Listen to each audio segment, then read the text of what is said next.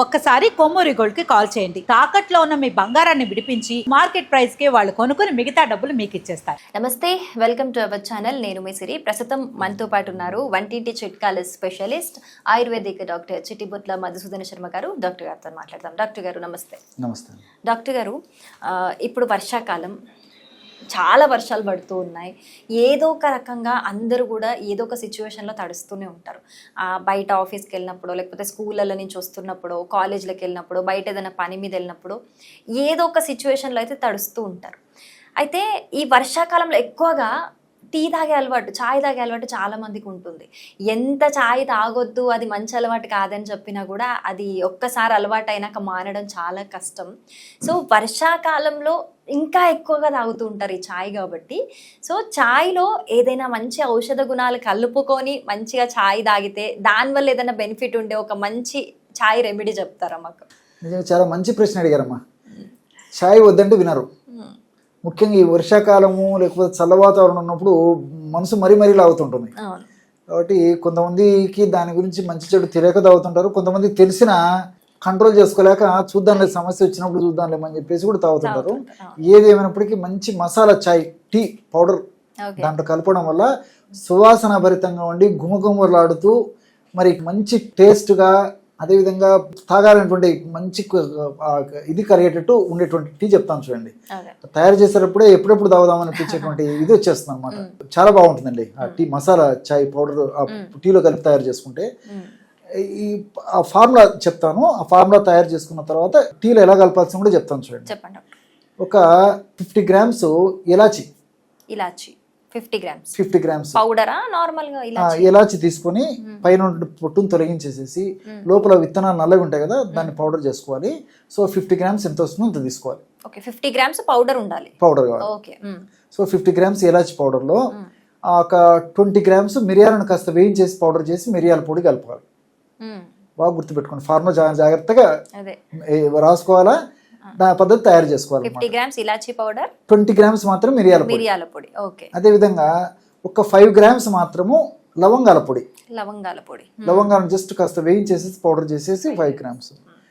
అందులో సగం అంటే 2.5 గ్రామ్స్ దాల్చిన చెక్క పొడి. దాల్చిన చెక్కను కూడా చేసి దంచేసేసి పొడి చేసుకొని అందులో కలిపేసేయాలి.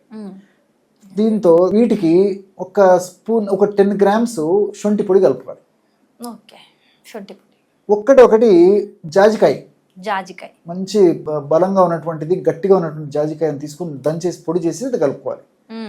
బ్రహ్మాండమైనటువంటి చాయ్ మసాలా పొడి రెడీ అయిపోతుందండి.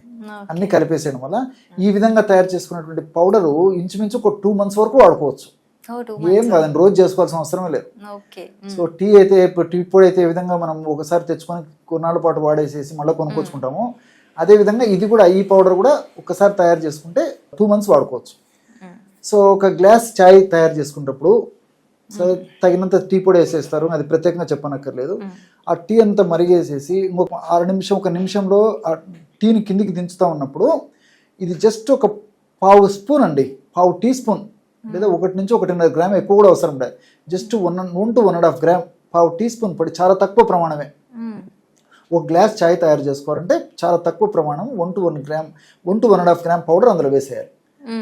ఇప్పుడు ఇంకా లాస్ట్ దించుతాం అనేటప్పుడు జస్ట్ ఒక 1/2 minute ముందు లాస్ట్ లో వేసేసి కొద్దిసేపు మరిగిన తర్వాత దించేసేసి ఆ ఛాయ్ని బాగా ఎంజాయ్ చేసి తాగాలి.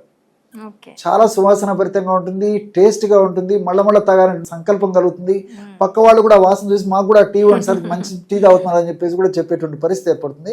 ఆ విధంగా ఛాయ్ తాగడం వల్ల ఏమవుతుందంటే బాడీలో రకరకాల వైరస్ క్రిములు నిర్మూలన జరిగేసేసి ఈ సూక్ష్మ క్రిములు, ఇతర సూక్ష్మ క్రిములు, తర్వాత ఈ యాంటీబయాటిక్ గా చెప్పబడేటువంటి ఔషధంగా ఇది పనిచేస్తుంది అనమాట.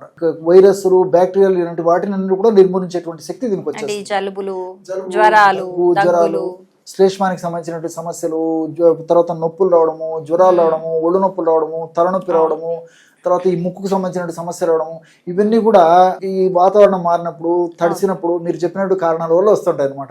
కాబట్టి సూక్ష్మంలో మోక్షం అన్నట్లు రోజు ఈ యొక్క పద్ధతిలో ఈ యొక్క టీని మనం సేవిస్తున్నట్లయితే అదపాదడపా ఇలాంటి ఇబ్బందులు మనం తప్పని పరిస్థితుల్లో నానడం ఇలాంటివి జరిగినప్పుడు కూడా సేఫ్ సైడ్లో ఉంటాం అనమాట. ఏ ప్రాబ్లం కాదు. ఏదన్నా తప్పని పరిస్థితులు వచ్చినా చాలా త్వరగా రికవర్ అయిపోతుంది. చాయ్ యొక్క ప్రత్యేకత. ఓకే.